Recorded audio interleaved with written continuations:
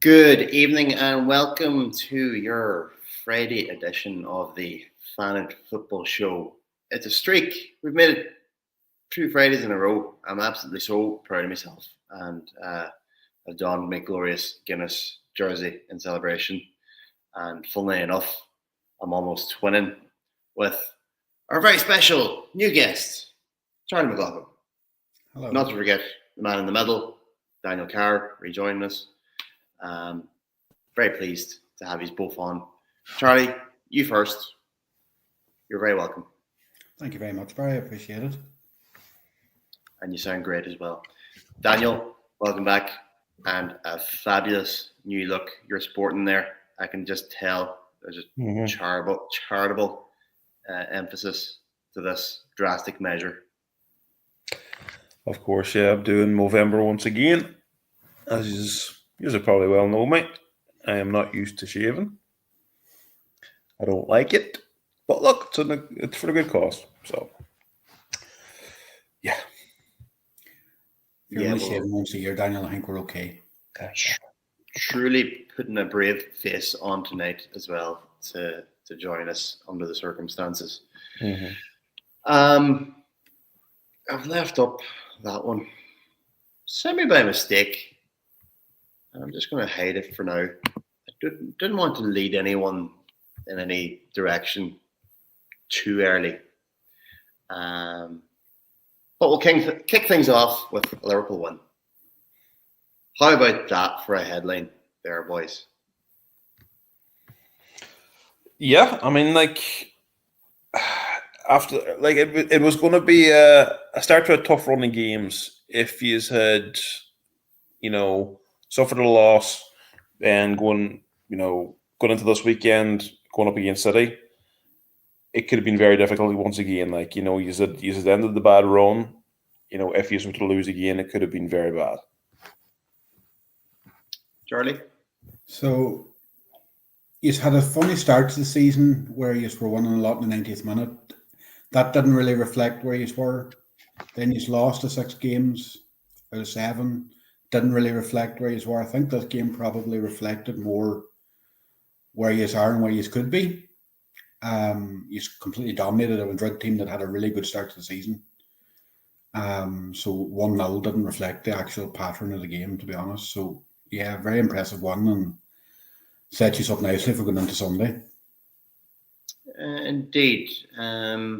If anything, the result I think got going big style with the late Saturday night kickoff against Aston Villa, and the performance they put in there, where really it certainly wasn't made easy by Aston Villa, but if you're going to be ruthless and try and correct things, definitely pounce on an opponent's mistake. And when Emma Martinez plants one on a plate for Mohamed Salah, we get the needed start, the needed scoring first start. And then sure, it's helped tremendously home with the deflected goal to make it 2-0. And it's exactly as I prescribed this very place last week, that Liverpool need to do 1 or 2 things to get back to the level that they had began the season with. We're just doing enough, and all we ever need to do is just do enough. Try and keep things solid at the back. There'll be 1 or 2 players that will create problems. Morgan Rogers certainly was a problem, but doesn't lay a glove. Correct things in a way that you can limit the chances offered up, and everything's kept within arm's reach. Keep your clean sheet, get 2-0 up, and coast it from there. Villa was that. Next of all, we need to see one or 2 more 1-0 to Liverpool's, just to get the confidence back in there. Just doing enough, scoring your chances, and keeping a clean sheet. And one thing that will tremendously lift the spirit of the whole squad and the togetherness, coming off such a bad spell in October, it's a great way to get things going again. But beating Real Madrid is so deeply satisfying, and the confidence that will really reinstill in the guys. City won't know what hit them on Sunday. Yeah, I'd say you have a good point there. I mean, Dortmund did cause City a few problems there the other night, which should give you confidence that you should be able to score. I mean, like, yes, City took their goal as well, but I mean, they gave Dortmund quite a few chances, and I mean, Dortmund have not been a very, very impressive side this season.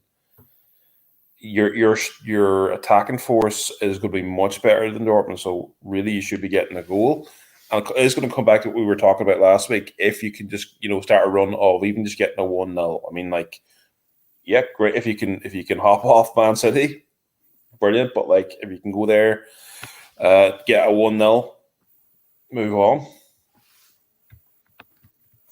Yeah, I think a major part is Bradley wasn't fit for the start of the season. Correct me if I'm wrong. And limited pre-season, Charlie. Indeed. Yeah, I think having Bradley fully fit is going to be a massive help going forward, because as good as Frimpong is, Frimpong's not a right back, number one, and he's also carrying an injury. So like, you were playing Szoboszlai there, you were really, really weak on the right side, and then Salah doesn't track back. So really, really weak on the right side. So the fact that you have Bradley there now is huge. He'll be up against either Foden or Doku. And if he does the same to them as he done to Fresenius, he'll be doing, like, it's a big start. And that, you need to stop the supply to Haaland. That's the big thing with City. But you can get at City, no Rodri. I don't think Rodri's fit. And if there's no Rodri, you can really get at City, because there's nobody even remotely close to being able to step into his shoes. It'll be some week indeed, yeah. If you get, if you can pocket Vinicius Junior, and you can pocket Phil Foden, I'll certainly put that up there with one of the more better weeks in the career of Conor Bradley, and certainly that's a hugely valid point. I did recommend that if you were going to sort of bring Bradley up to speed slowly, you probably did need to see that Szoboszlai at right back experiment just to protect him, to make sure that there wasn't anything like playing through discomfort or playing through injury. And even the opportunity to see Calvin Ramsey during the League Cup run, it was good to know that there is still substance within the squad. Like, certainly the case can be made. Frimpong would be better seen probably higher up the pitch, and absolutely Szoboszlai is our best midfielder at the moment and should not be pulled out of midfield. So at top form, Bradley is all we actually need. It's only his fitness concerns that would be the one that gives you kind of pause. But on just the bare performance, man of the match, he was brilliant. And you can just tell, there was a thick man behind that performance. And yeah, he's well aware who was watching, who's taking keen gaze from the stands and seeing him absolutely boss the game from right back. There will be a certain man who would, have a bit of experience of having done that before. We did see him eventually, and he did step onto the pitch to quite a cozy welcome. Roundly ridiculed by the media and rival fans. I would be highly critical of the few I could see in the picture applauding the player coming onto the pitch. That's where my criticism would lie. So the vast majority shared my opinion. So, given your past, I would say, critiquing of the guy, would you have any sympathy for the reception that he received first appearance back, only a few months removed? What I would say is, okay, our only experience of what essentially happened to you with Trent would be the likes of, say, Pogba when he first left United. When he first left United, he was only a young player, hadn't achieved anything. Now, we did feel a bit better about that, and then obviously we then brought him back to United, paying huge amounts of money for him. So there was that for us. But Trent, leaving yourselves, he has had a great career at Liverpool, won pretty much everything he could win with Liverpool. Obviously, the way he left was not ideal. That's the biggest issue, and I know that's why a lot of Liverpool fans will have booed him for that. Definitely wasn't ideal, but it's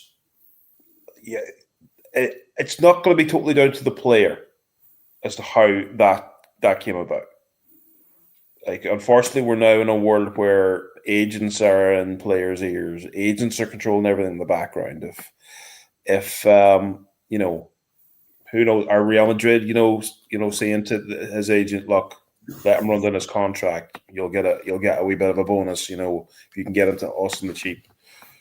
I mean, like getting only 10 million for him in the end. Yeah, definitely it stings. I can feel the reason why you want to boo him, but I can understand why a certain element of the fans did, clap, because he did a job for you. I'm going to be controversial now, Barry. I think it's an atrocious reception for him. And I would compare it more to Ronaldo leaving United than to, say, Pogba. And the reason I would do that is, to your point, Daniel, he won everything. Left the club, signed a contract. Was he a Ballon d'Or winner yet? No, but that's the only difference. Like, he's a club legend. Like, did you spoo Steven Gerrard when Steven Gerrard left and went to LA Galaxy? Everybody says Steven Gerrard was a one-club man. No, he wasn't. For example. Okay. I know Trent left in his prime. Oh, Charlie, don't even compare. But Steven Gerrard had finished at the top level. Oh yes, I know. And took himself to America for one last payday. I just think, Barry, with regards to Trent's 26. They're really forgetting all the good times that Trent gave you. Like that semi-final against Barcelona when you turned it around and won 4-1. Large part of that was Trent. For example, Trent was the best playmaker right back in the league. Probably one of the best playmaker right backs in the world, but defensively suspect. We all know that. I just think that as looking at it from that side, I think the fans that booed him, why were you booing him? So answer me that. Why boo him? Even I can answer that. I get. Can you answer that then? Essentially, the way he left the club will come across as disrespectful to any Liverpool fan. Like, he is supposed to have been the guy that was Liverpool through and through, was a fan essentially playing for Liverpool. Yeah. To then essentially have his contract run down and leave for nothing and essentially be happy to be leaving the club. It's disgraceful. It's a disgraceful way to leave the club. But he's under no obligation once he signs that contract to sign it so the club get money. If he had any respect for the club, should he not be trying to better the future of the club? I mean, It's a fine line between better When than the fish Ronaldo and the left small. us, we got what, nearly 100 million for him or whatever it Oh was. no, yeah. So it's not He was- exactly like we were getting nothing. Liverpool Yeah. got 10 million. 10 million is nothing in today's world. I just think in time Trent will be remembered differently. I think you are very raw about him leaving.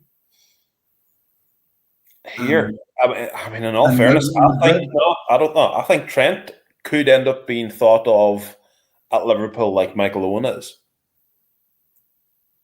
is Trent going to join United? What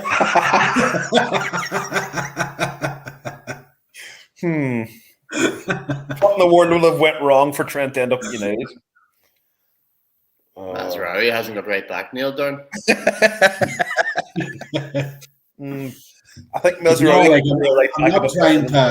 I'm not trying to antagonize Barry. I genuinely do think There's nothing you can say that I haven't actually anticipated here. So the simple fact is, where I hold my opinion is, could he have not sat us all down last summer when Klopp's left? Okay, everybody, this is my last season too. I'm going to chase my dream. I'm going to wear the white of Real Madrid. I've spoken to my mate Jude Bellingham, and he's really made the case and sold it to me. It's my desire to go to Spain, live in the finer weather, play for the biggest club on planet Earth, increase his legacy, and win some more stuff. He's already done everything in England. He would probably want to just nail down and separate himself from the other right backs in the England squad. If he goes and excels in Spain, he's nailed down the right back spot. All that would be in a nice little romantic scenario where he plays out his final season, wins the league for Liverpool, and we can all part happily.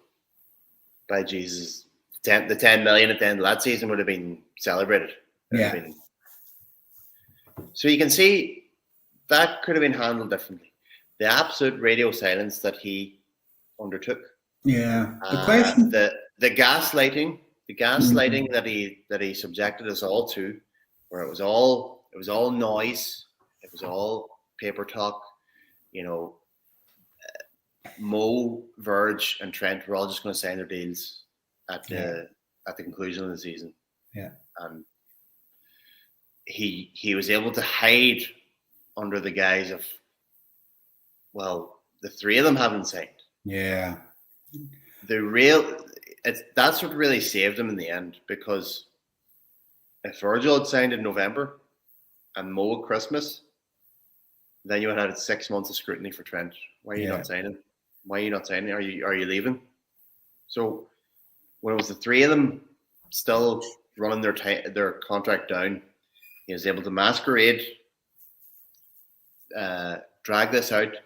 I still harbored hopes that he was going to sign. It was the Leicester game, and he hung the jersey in the corner, and it was days later. Then he was pictured carrying the Stephen Gerrard book into Melwood, into Kirby. He got me. He got me hook, line, and sinker. I fell for it. Oh no, I asked you at that time, did you think he would stay? And you said, yeah.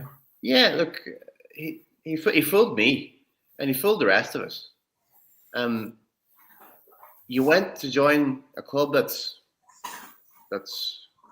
bumped us off 2 Champions League finals. I'm sorry. A club that masters are getting people in free transfer. You should be helping us topple them in the Champions League final. So to be told by anyone else, not supporting the club, not having invested so much time and heartache and glory and joy, to be then told what to do, when presented with this. Yeah. I just think it's absolute the height of hypocrisy, and it's like none of your business. It's actually none of your business what we do and say to the lad. Like he I'm sure he expects it. I'm sure he's welcomed out in the street. I'm sure the media zone isn't near as bad as the ground. I think there's still reams of kids reaching out for his autograph in the media zone, mix zone, and he'll feel the warmth there. And I'm sure when they disappear behind the doors and head to the dressing room, I'm sure he's doing high fives and hugs and swapping jerseys with Robbo. Yeah, because he could not be their friend for years. Like you're exactly. Right. Look, he'll be in the same in regards with those lads. The stead that they have. Jordan Henderson can still walk back into that dressing room and be welcomed. Adam Lallana is comfortable enough to walk back into that dressing room. Certainly James Milner. You name it.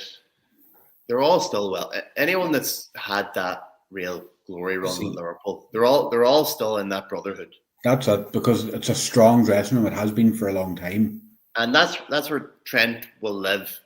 But for a purely professional outlook and like to have camaraderie with the fans, he got shunned on the pitch, and I respect him for that. The comment by Van Dijk on Amazon Prime, the very long-winded question by Walcott, were you going to see Trent in the lead up to the game and all that? No. Not to let him get away with it. Roy Keane's comments. February 2025. Schoolboy stuff. There's talk about him going to Real Madrid, but the way he defends, he'll be going to Tranmere. The other night, they film Stick to Football on a Wednesday morning. Why would you go to the match and boo a lad who's played 260 or 270 games? His stats are fantastic.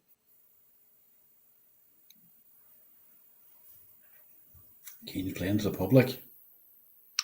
He is insufferable. Unfortunately, you can't have it both ways, fella. You can not rate him and call his courting of Real Madrid absolutely foolish, and that is certainly on the back of that performance he dropped against Manchester United at Anfield. That'll be the biggest cardinal sin that he'll ever have done against me, and I would have booed the living daylights out of him if I was in Anfield. Is that the one that Rashford runs them? No. I would say Martinez scooted in and splattered one in off the crossbar. Yeah, I think he's absolutely nowhere.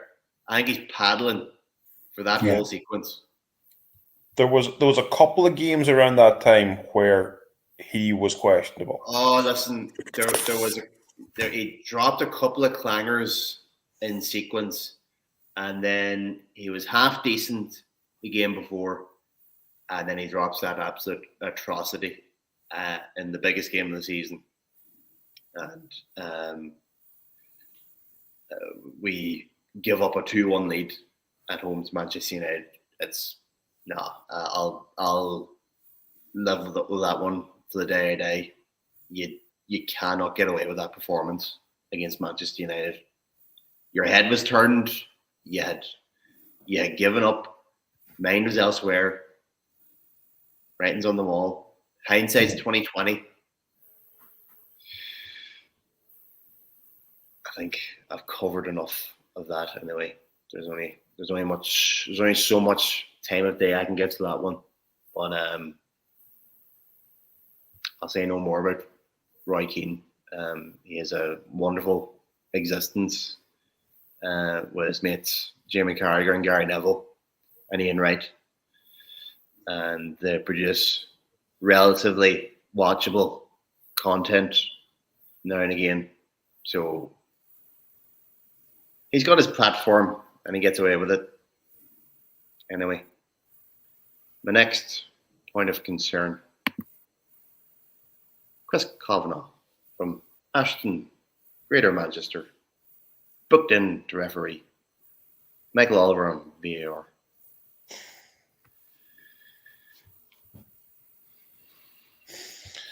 I was confident rolling into it, but it's tempered slightly. That's almost on the caliber of Howard Webb refereeing a United game. It's like, fucking hell. It's more of the same. It is more of the same. So I can imagine. I can picture me flipping over the trolley at work on Sunday. So be aware of that one, folks. Be aware of that one, Joe Public. The trolleys flipped over about Milford on Sunday. Oh Jesus! Okay.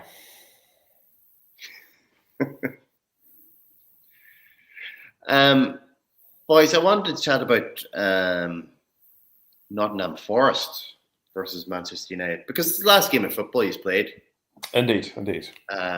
We've played twice since, but I did sort of, I wasn't going to book any haircuts just with Sean Dyche's Nottingham. Yeah.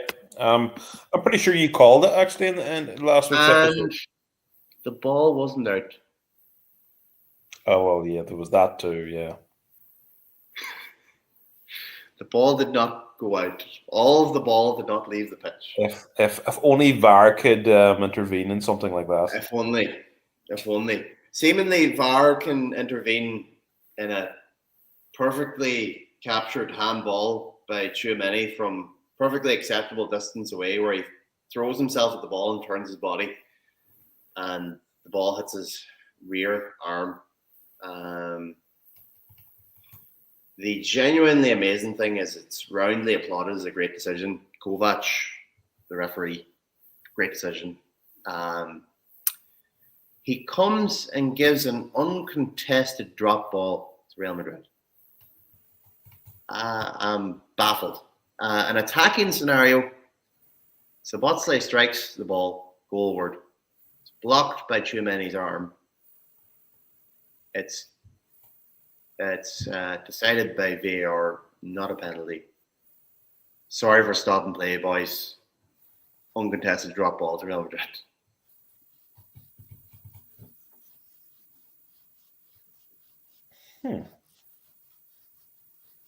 Yes, have a good think about that one, aren't you? I'm just thinking it doesn't make sense, does it? No, but there's been some very, very controversial, referee VAR decisions in Europe over the last couple of weeks. Look, so I did adds to the stack. I did go on a bit last week about the contentious circumstances that I had to endure during the losing streak. But by Jesus, no penalty Ahmad and no penalty Tchouaméni. Two very different handballs. Now, two where arm is still close to the body, and without any, there's no question about where it strikes on either of them. It's very close to the palm for both of them. I was celebrating early. I was thinking that's a pen. This will go to VAR and they'll give a pen. I think it goes to the screen. It comes back and gives a drop ball. I'm very mystified by that decision. Yeah. Look. Nottingham Forest 2, Manchester United 2. What happened, boys? Sean Dyche. Sean Dyche doesn't kick a ball. I don't even think it was Sean Dyche, Daniel. I watched the whole match. I was sitting watching it, and United had control in the first half. They weren't great. Got the goal, contentious as it may have been. Went in 1-0 at half time. You were like, yeah, United are doing okay. By 50 minutes, they're 2-1 down. Yeah. They're the scrappiest goals you're ever going to see. Defensively shocking. I really like Ahmad at right wing back, but he's not protected. If you're going to play Ahmad at right wing back, what's protected? Who protects Ahmad? So the right centre back has to protect him. And I think Brian Mbemo does his fair share of tracking back. So no, I wouldn't. Yeah, but I think Ahmad shouldn't be exposed. Aye, that's what I mean. At the back post, there needs to be somebody apart from Ahmad challenging for a high ball. Where did they put Sesko on set pieces? This wasn't set pieces. That wasn't a set piece. This wasn't it. True. This wasn't a set piece. But he's settled on a shape now where he's going with the two big lads that are orthodox centre halves. And then he's putting in a non-centre half in beside them. And then he's putting on genuinely attacking fullbacks. I mean, it was Ahmad on one side. Who started the other side? It wasn't Darbo, was it? It was Dallo. I think Dallo had actually a terrible game. I hate Dallo. As a United fan, Dallo is one of my main bugbears. He's not defensively suspect. He got in because of the Portuguese factor, and he's still in because of the Portuguese factor. I came out the last day. Apparently, they're distant relations. I'm in Ruben Amorim. Yeah, well, but then everybody's going, "Is that why he keeps getting played? Because they're distant relations?" Oh Christ! Like, I think our right side works well because I think Ahmad and Mbemo going forward works very well. Oh, I think it works because Mbemo's so good. Aye. And he's genuinely dynamic and industrious. Yeah, Mbemo and Cunha are. And did you hear him today? He's not making the decision about when to join up with Cameroon. Right. He'll let the club and the country negotiate because United will play a game during the opening ceremony. Right. So trying to get him as late as possible. He won't be released until after that match. After that match, I think it's Bournemouth. And like United, in fairness, they went 2-1 down. And a United fan would have probably been like, here we go again. Here's another where we were winning, now we're losing. And in fairness, they showed character to draw, to get an equaliser. And could and should have won it because Ahmad was cleared off the line last minute. It was a very good appearance, to be fair. If you're taking it in context, it's 10 points from 4 games. That's really good. It's exceptional for the fixtures, I think. I think it's exceptional. If you're taking it in the context of the season, we're in the top 7, top 8. That's probably where United are at the moment.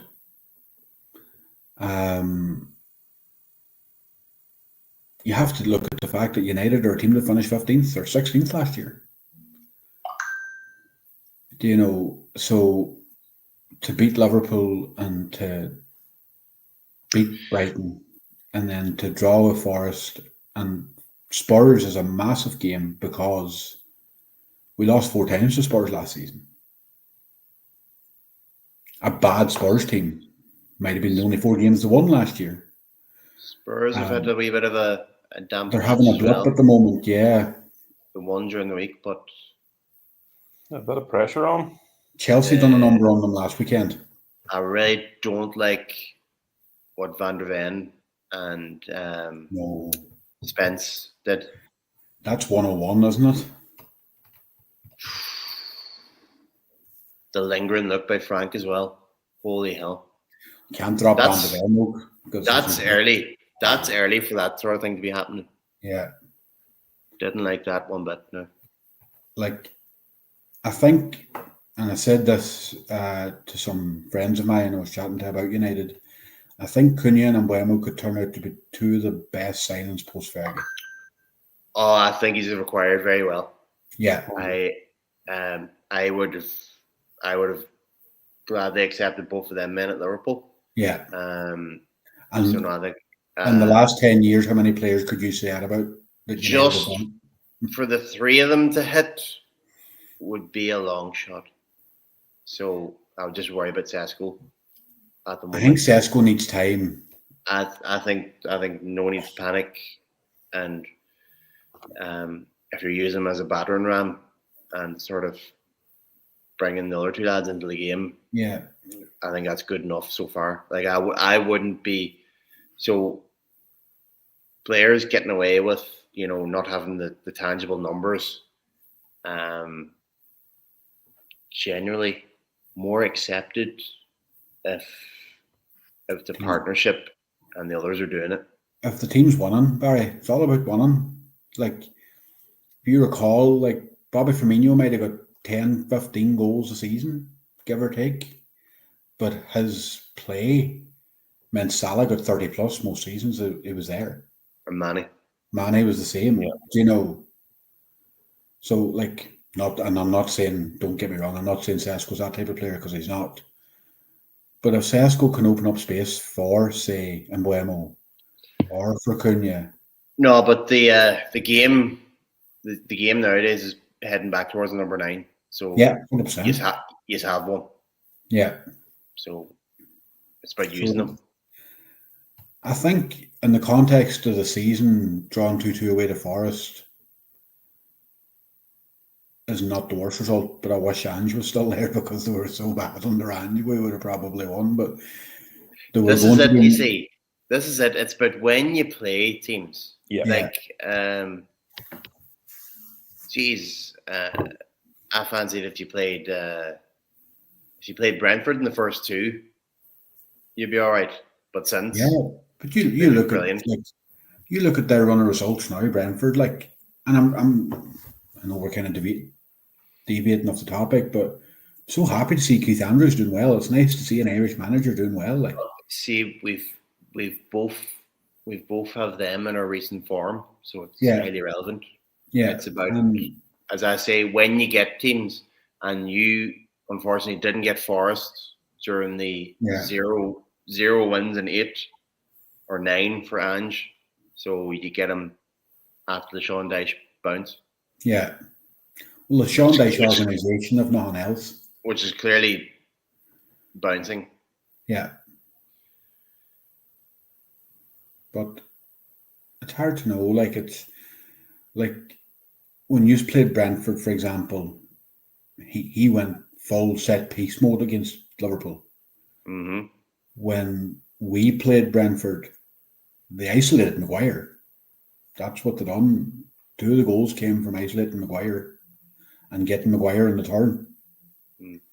Maguire's great when he faces the ball, but if you can turn Maguire's too slow. Do you know? Don't know, Daniel. What do you think?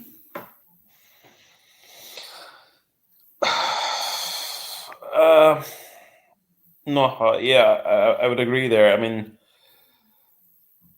very, very different Brentford teams. And again, it's completely about timing. I mean, if we'd faced the opposites of what we're talking about there, very, very different games. Yeah. And I just, I'm more probably like, who would have said after the Brentford game that Ruben Amorim would have been manager of the month? And Ahmad would have been player of the month. Excuse me. it's quite a it's something It's a really to turnaround, show but for. Yeah, it's something yeah, really to show for. Like, yeah. it's And like you took sort of that Sunderland one at home, and it was like, oh, it's a promoted team. Taking it in context now, that was a fantastically controlled 2-0 yeah. win against Sunderland. Where Sunderland are sitting now. Yeah, Yeah. it looks better. Then we went to yourselves and bit of a smash and grab. Not going to lie, you had to woodwork 3 times. But look, that's what United had to do, and they done it. Not saying it was anyway classy, but they held in there.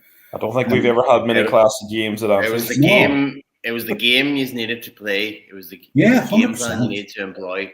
And then it Brighton. worked. Brighton's a bogey team for us.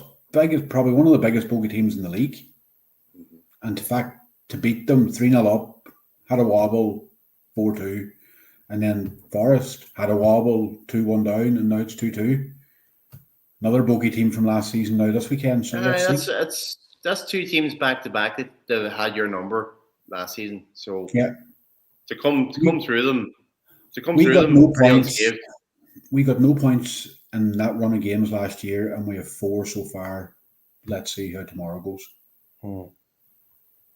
Early kick-off too as well, so An early goal would do United no harm, because I think the Spurs fans will get rattled. Any clues to the lineup?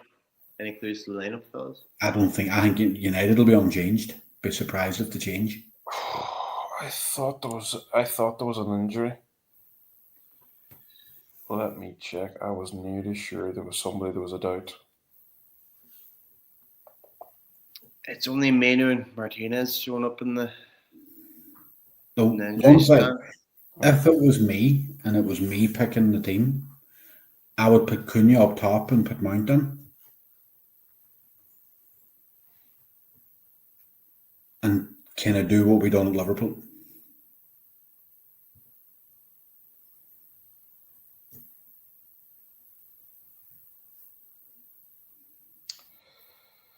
I think Harry Maguire. How do you think Cunha would fare against Romero and Van de Ven? I think he'll pull them out a bit. I don't like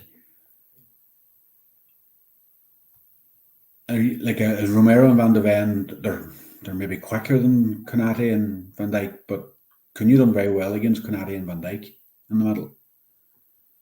What version Do of Romero? you know what I think they would want to play against Sesko, and I think that would play into your hands. Yeah, They would get all involved, race out to win the 50-50 with Sesko, and all Sesko has to do is just disrupt them, and then all of a sudden you're getting on second balls half the pitch with Memo and Cunha. Jesus, I think it's really a game to stick to plan A. And it's interesting to see. What way it goes. Avoid the curveballs. I mean, Spurs have their own injury concerns. Like, Jalapeno has been terrible recently, so they're really missing Kulusevski. Big game for Casemiro tomorrow as well. He's going to want to boss it again, and they're really protecting Casemiro better than they were. It's what they need to do. 100%. It's what they need to do. You can't just keep rolling Casemiro out week after week after week. It's only 38 games, as I said. No, but you're right in that sense. But I mean, even in game, like you'll recall. Oh yeah, you have to be prepared. Yeah, you have to be prepared to know, right, where you're going to go and who's going to go. Cass has had 30% here. It's time to go. Yeah. So, but at least they're doing that now, because they didn't do it last year, and they made him look really poor. Just in an area where I think he's are healthy enough. You know, you got Ugarte to play in there, and you've got Mason Mount to play in there. Just an area where, like, I think a player that you do need to look after. So. Yeah, I do. And then I'll deviate to Daniel. I still think If the Saudi money come in for Bruno next summer, I'll take it in a heartbeat. Look, yeah, next summer it's going to be very, very different. I mean, that money could be very, very tempting next year. I mean, depending What on how we about finish this season, that money could be crucial. what about Fernandes out, Paqueta in? Paqueta, From West Ham. I'd need to see more from him because his form dropped off a cliff, rightly so now, considering everything that happened with the betting thing. But sure, West Ham's in the toilet this season though. They're in serious trouble. Yeah. Well, then they beat Newcastle 3-1. Yeah, they've got Burnley this weekend, so that's So, like, if they can manage to beat Burnley, that's them back in. Well, they're back, above water again. Yeah, if they can do that. But I have heard the link in a way. Bruno Fernandes will probably have his last season now at United, and I wouldn't even be talking about getting a replacement for him. You just move Cunha into year 10. Manu. Well, you're moving on from him, so you're definitely replacing that position in the squad with something else. I don't think you replace him player for player. I think you go for, let's say, Baleba, for example, but Baleba's form's dropped since he was linked there in the summer. But what about Elliot Anderson? Yeah, something like that. Do you know, a more dynamic midfielder than Bruno? Adam Morton. Yeah, they're the names that are being linked, Barry. They're the names that you would want to see. Do you know, because if you have more legs in midfield, now Bruno's doing well at the moment, but if you have more legs in midfield, it gives them guys up front more space again and more time and gets them closer to goal. I don't think it's just as simple as that, because there are many games where Bruno pops up everywhere. It's not just a one thing he does.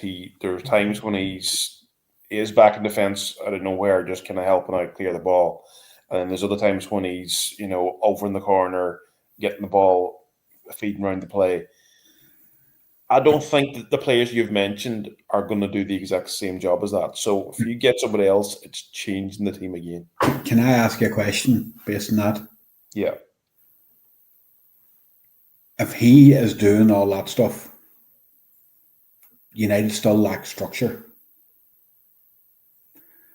Whereas we need somebody like a Gravenberg that's sitting, sweeping, sitting in front of the back four, but is able to pass the ball, able to stride forward, able to carry the ball. Yeah. Rodri, same thing. Zubimendi, same idea. We don't have that type of midfielder. Yeah. And Bruno, whilst he's all action, to your point, he's never going to be that type of midfielder. He hasn't got the discipline for it. He is everywhere.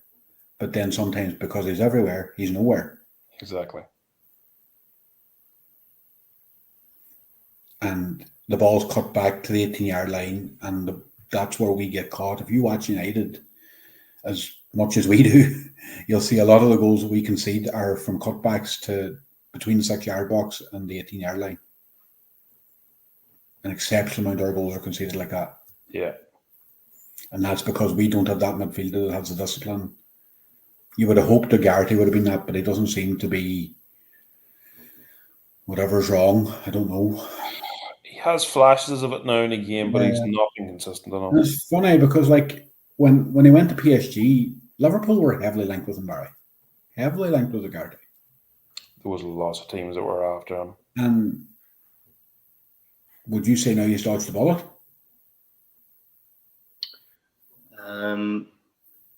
Probably would have been heavily shopping Amarim at that stage as well. Yeah. Just the exorbitant wages he was asking for was the one in the end. But no, Ugarte's fallen off a cliff, and I would sell him to the next offer that comes in as well, because as where you are at with the recovery, there is no time to hang around, and there is no more time for Deadwood at Manchester United. If you can't look at that squad and 1 to 15 can do a job, you have to just draw a line now in it. Yeah. Everyone's got to have a function and be multi-tooled. And if you're going to be the caliber of like cutting it the same way Casemiro does at the minute, you really can't be dropping in performances like Gardy does. So, 100%. You said there about Amorim, and one of the main reasons that Liverpool didn't go for him was the wage requested. I think it was one of the factors. I think it was also the shape as well. That's the point. That's the point I was going to come to. I think you couldn't accommodate his shape. It's not even that. Liverpool, in my eyes, and it proofs in the pudding. Like, you just went for a manager that was able to work a similar style to Klopp. He's won the league because of it. You just didn't have that major upheaval. You have that major upheaval this year now because obviously you're trying to integrate new players into the system and trying to change the system to suit Wirtz more so than anybody else. I think it's incredibly difficult what we're trying to do this year. Like, I do not hesitate to emphasize the mass turnover that the League One inside experienced. Like, it's never, to my knowledge, that a team that wins the league is so vastly changed. Yeah. Then the following season, like, I can imagine it's a Leicester City that's like the last team. Yeah. It's won the league and then just gets absolutely picked to pieces. Then huge amount of factors on the go by for their talent. There's a huge amount of factors where like a lot of them had their race run with the club. It's not, yeah, and then like if you think about it, so yes, we're always going to go for Isaac. Isaac was the number one target in the summer, right? Ekitike was a replacement for Jota, who you wouldn't have bought if Jota, God rest him, hadn't passed away, right? Wirtz and Isaac were the two players that you were, and the two fullbacks, obviously. But them four signings made sense because you didn't have a number 9. You just needed more creativity in midfield. Trent was leaving, so you needed somebody on the right side. And Robertson was beginning to show his years, for example. So them four signings made sense. And then you went for Ekitike because of Jota, essentially. Your problem is, in my eyes at the moment, is that you have a Mohamed Salah who's still one of the best players in the world, don't get me wrong. But the Liverpool team over the last 8 seasons has been built around Mohamed Salah and getting the best out of him. Right? Be that making sure that you had a good, strong midfielder on the right side of the centre midfield to protect the right side and protect the right back, like a Jordan Henderson, for example, or a Gini Wijnaldum. And then you go from that then to opening up your midfield a bit because you're trying to bring in Wirtz, right? And then you have Isaac. So that's another person that doesn't really track back. So that's 2 people you're carrying in the team. And look, we've seen it at United. When Ronaldo didn't track back and Rashford didn't track back, you're in trouble. So that's what Slot's trying to contend with at the moment. And that's why you've seen the likes of Wirtz on the bench for a while, and he will come good because he's just too much quality not to. Wirtz is a 10, Sabazza is a 10, McAllister's a 10, yeah, Jones is a 10. And I think McAllister's a 10, but McAllister's a very good 8. Same as Slobot's. Gravenberch is an 8. So yeah, I think one glaringly obvious acquisition Liverpool needs to make is a very good sitting midfielder. You think is that way? Zubimendi and I just think was the one, Barry. I just think then that makes Van Dijk's last 2 seasons with Liverpool and just look immeasurably better. Yeah. Protect the aging Yeah. legs of Van Dijk. Zubamendi was the one. And as you say, well, I think Mo will be gone this summer, and I think they're sounding out Antoine Semenyo for January. I think they're very close to tying down Gravenberch and Szoboszlai. I'm hearing more positive talks about Ibrahim and Konaté as well this evening. So all of a sudden they're tying down the loose strings, and they're talking about signing the right names as well. We're still being led in the correct way, and there's no doubt about that. Very much more to come, because if anything that the Bear turn of form is shown, it's shown that they're able to boss a really good team in Aston Villa, and then a few days later they're able to command the pitch against Real Madrid. So a team that's not fully glued and meshed together yet, and we haven't even seen to the best light yet the £126 million centre forward signing, which we are all desperate to get back on the pitch. And I am frantically looking and searching for the photos of him in training. But as yet, I've not seen progress on his groin injury. So we go to City again with the Ekitike leading the line, and probably Mo and Wirtz. Probably that starting lineup from Tuesday night. The fear is with Isaac. Probably a good chance to go. What is the fear with Isaac? It's the known fear with Isaac, isn't it? No, it's not that. It's the fear with Isaac is because he didn't get a full pre-season. I think the fear with Isaac not getting the full pre-season is he'll not really be properly ripping the back of the net, I think, till the festive time. Yeah. I think the international break coming for a good time as well. He might avoid getting to go with Sweden, and he might get a good. He might get a good fortnight. He might get a good fortnight. Like he might be best advised to stay home, because Sweden's nearly done now. Nearly no hopers in that group as well. Yeah. It's a good fortnight in him now at home, and puts himself in contention for after the international break. And it's now I say, when we resume, we'll have a greater lay of the land now. By the weekend's conclusion, there could be a clue to who's pushing on, but I definitely think when the schedule really ramps up and it's becoming much more congested, and then we're hitting the festive period, that'll really where we'll see who's the 2 or 3 that separate themselves from the pack that's chasing Champions League football, and then who's in that pack then that's separating themselves from the bottom 10. So with that conclusion, I think we've covered a lot there, boys. Indeed, yes. I'm sure you're deeply satisfied with your ratio of coverage on your own team tonight.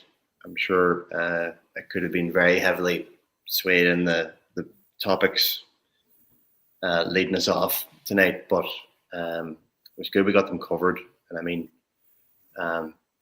there's still great positivity about both clubs, and certainly, as you say, the worry when you drop one, it's like all them, as that poor run comes fast to the forefront of the mind again. and it's with Liverpool. You lose a few, but when you win a couple fast, coming to the forefront is absolutely running away with the league again. So, ultimately, it's been a great week, and I'm looking forward to Sunday. Again, I won't be in front of the telly. Again, I'll be doing underhanded tactics and dark arts to get in front of the smaller screen to take in some of it anyway.